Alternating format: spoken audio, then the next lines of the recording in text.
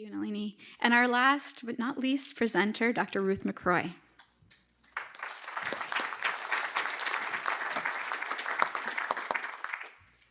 Good morning. I dream a world in which African American children are no longer disproportionately represented in our nation's child welfare system. This is something that I have been focused on for a long time. It all began some years ago when I was in the process of doing some training for the police force in Austin, Texas. And in order to be better prepared to train them in diversity issues and to get them aware of some of these kinds of things, we agreed that I would go out on some of the investigations with officers, along with social workers, once there had been a report of neglect or abuse. When I accompanied them, many of the homes that we went to were those of African American families.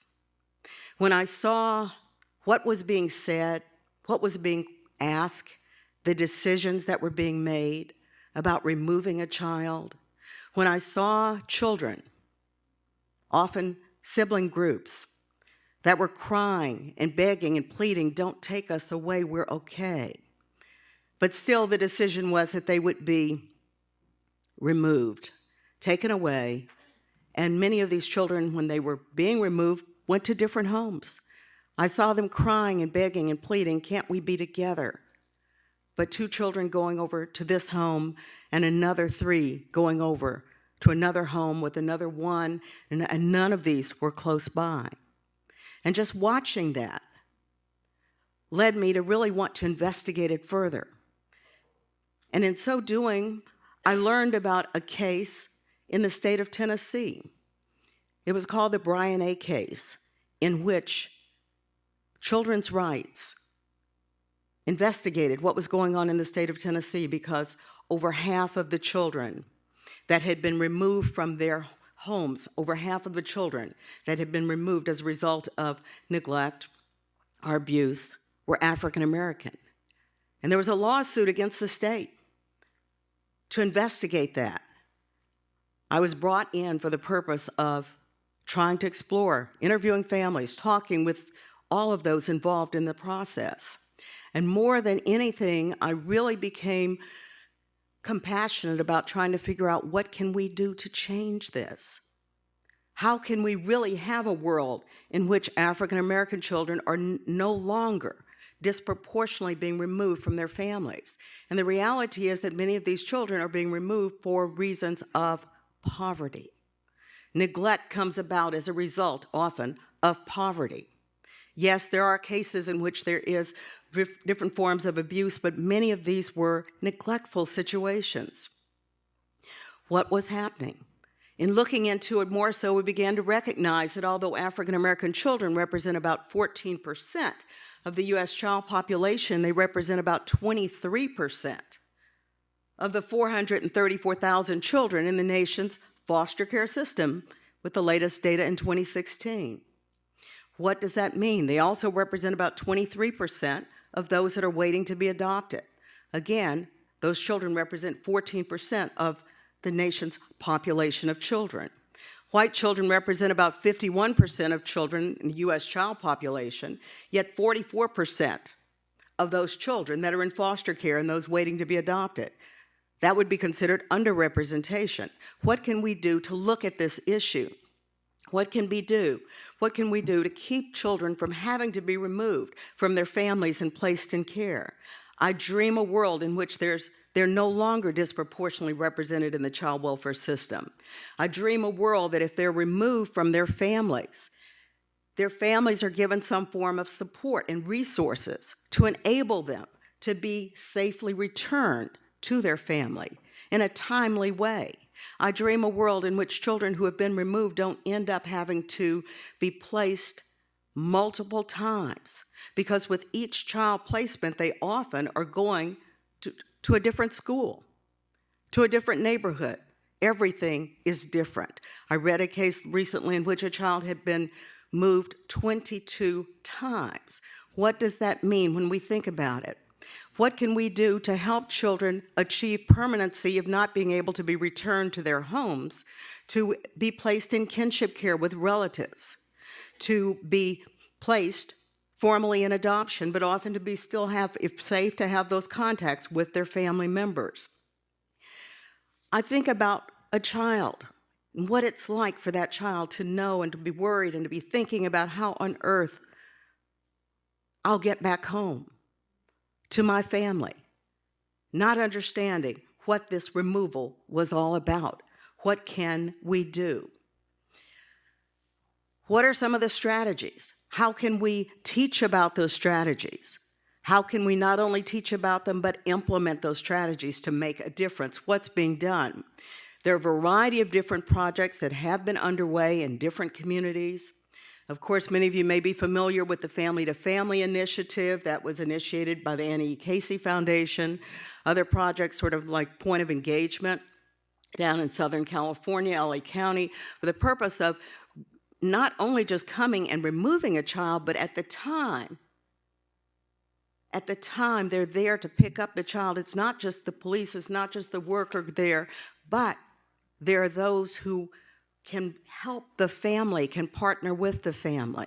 For example, knowing that there may be, and I'll give you a case example in which a family, it looks like the father very likely to be having had trouble, a recent case of family in which the father had been returned from the criminal justice system. He was at home, was wanting to get a job. There was no position for him, but the agency partnered with another one that helped him get training to get a job, to do something to enable this child to be back home after being removed for reasons of neglect due to poverty. What can be done? Team decision making, instead of just one worker making a decision. Having a group of people representing perhaps different agencies. There are new initiatives that include involving parents as partners. Parents as partners, meaning other parents whose children have been removed in the past, who have learned, experienced, and had this knowledge now about some suggestions about how to help the family, partnering with them. Some states are considering that particular model. Trying to find strategies to facilitate the return of children to their families. Trying to find strategies to decrease the likelihood of children remaining in care for long periods of time, finding strategies that are successful, finding strategies that will reduce this. But that still doesn't get at the issue of the overrepresentation. I dream a world in which that is being addressed. And one thing that is being considered for this these days is predictive analytics. Predictive analytics has been explored and recently implemented in Pittsburgh, Allegheny County. They found that 8 out of every 1,000 Black children were placed outside their home that year, compared to 1.7 of every 1,000 white children. They decided we need to look at issues of decision making. What factors are being taken into consideration? After 16 months of using a strategy called predictive analytics as the family screening tool, they found that Black and white families were being treated more consistently based on their risk scores than before the program's introduction. They found that in just entering information into a database about a family, they found that the number of Black families being investigated dropped from nearly half before the program began. It dropped to about 1/3. They found that as a result, caseworkers weren't spending so much time investigating well-functioning families who were then being hassled in a way by intrusive government agencies and having all these calls being made and kids being removed and that kind of thing. They found that the families were treated more consistently. They found that looking at risk scores made a difference. Finding a system that is not incorporating what we have to call out as bias that many persons have in looking at and making those decisions, bias that is based on race. They found that when that was just a factor entered into an analytic, that there was a big difference. And they found that the kids that were in need of services, the families that were in need of help, were getting it. They also found that those in the past who had been removed, they looked more carefully at some of those families and found maybe there were some other strategies that could have been implemented rather than removing. Given those early results from Pittsburgh, predictive analytics looks like an innovative approach. How can we do more in thinking about this? When we think about family-to-family initiatives, we think about prevention rather than just intervention. What can we do ahead of time rather than after? Once there has been some sort of investigation, when we know that some families may be at risk, how can we use family members as the experts? How can we work towards getting children back home? All of these are important. How can we make the parents partners in this initiative? Parents who have been in the system, have experience, know about resources as well. How can we be sure that workers know all about resources within a community? Because that's one of the challenges as well, to be able to get the proper mental health services that are available, to be able to partner with these families. I dream a world in which we have reduced child and family poverty, when we recognize that poor children are disproportionately exposed to a variety of risk factors, inadequate nutrition, substandard housing, untreated illness, that can affect their cognitive ability, their social, their emotional development. When we know that this can impact outcomes, we recognize it, and we recognize that because the economic well-being of children and their families is inextricably linked, we must have successful practice and policy strategies to address it. I dream a world in which all children have access to healthy, safe, and permanent families.